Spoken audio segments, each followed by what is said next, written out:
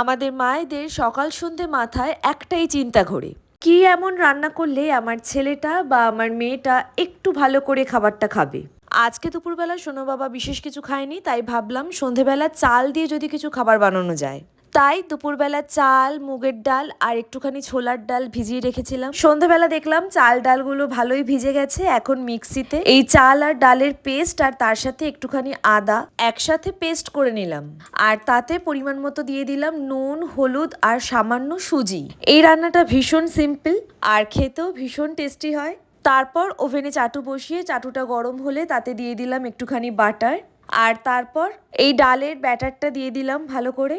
কিছুক্ষণ ঢেকে রেখে পরোটার মতন উল্টিয়ে দিলাম। দুপাশটা লাল লাল করে ফ্রাই করে নেব। এখন প্রত্যেকটা বাচ্চাই এরকম মিক্স চিলা খেতে খুব ভালোবাসে, আর ডালে প্রোটিনও আছে, পেটটাও অনেকক্ষণ ভরা থাকে। তোমরা তোমাদের বাচ্চাকে সন্ধেবেলা কিরকম খাবার খাওয়াও তার রেসিপিটা অবশ্যই আমাকে কমেন্টে জানিও। আজকের মতন টাটা।